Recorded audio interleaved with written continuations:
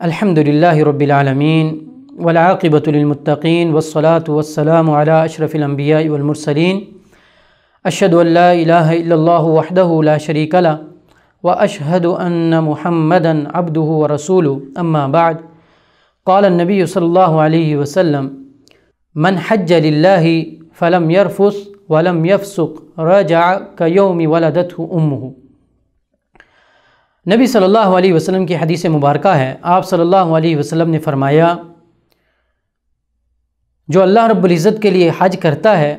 اس میں کوئی بیہودہ کام نہیں کرتا، فسق و فجور گناہ کا کام نہیں کرتا، وہ حج سے ایسے لوٹتا ہے گویا کہ آج اس کی والدہ نے اس کو جنم دیا ہے۔ سبحان اللہ، کتنا ہی عظیم اجر ہے اگر ہم اس کو سمجھ لیں،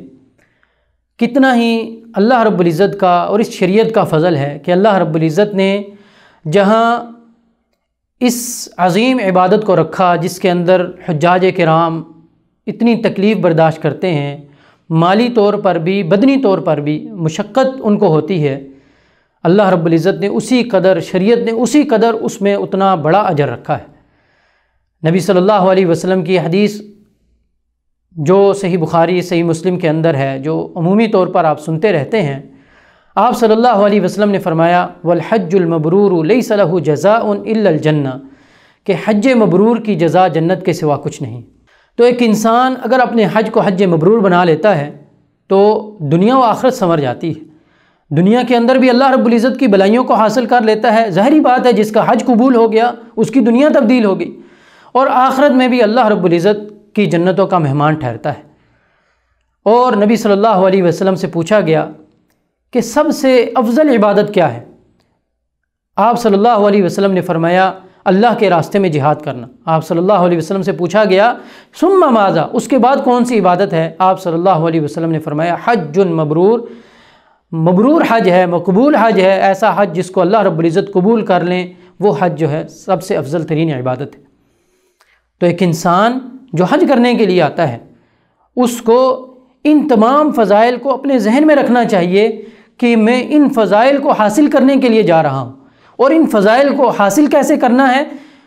ان کو حاصل کرنے کے لیے ان کاموں کو میں نے کرنا ہے، اور ان کاموں سے میں نے اجتناب کرنا ہے۔ ایک حاجی جو حج کرنے کے لیے اپنے ملک سے آتا ہے، اتنی مشقتیں اتنی تکلیفیں برداشت کر کے آتا ہے، اتنا مال لگا کر آتا ہے، اس کو یہ چاہیے کہ ان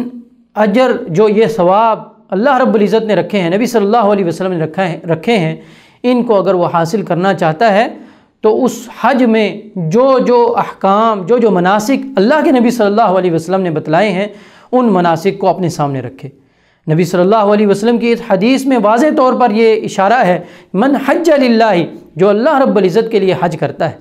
تو سب سے پہلے اپنی نیتوں کو خالص کر لیں، اور اس کے بعد پھر اگلے امور آتے ہیں۔ اگر ہم حج کے ثواب کو، حج کے فضائل کو حاصل کرنا چاہتے ہیں تو ان چیزوں کو ہمیں اپنے سامنے رکھنا چاہیے، اور نبی صلی اللہ علیہ وسلم کی وہ حدیث بھی ہمارے سامنے ہونی چاہیے۔ آپ صلی اللہ علیہ وسلم نے فرمایا الحج یہدم ما کان قبلہ، اللہ اکبر،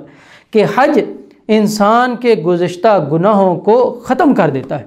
ان کو بالکل گرا دیتا ہے، ختم کر دیتا ہے، جڑ سے ختم کر دیتا ہے۔ تو اگر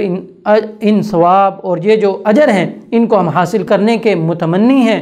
تو اس کے لیے ہمیں چاہیے کہ ہم ان کو حاصل کرنے کے لیے جو چیزیں نبی صلی اللہ علیہ وسلم نے بتلائی ہیں، جو امور ہمیں ان کو اپنے سامنے رکھنا چاہیے، ان کی طرف ہماری توجہ ہونی چاہیے۔ اللہ رب العزت سے دعا ہے کہ اللہ رب العزت ہمیں اپنے حج کو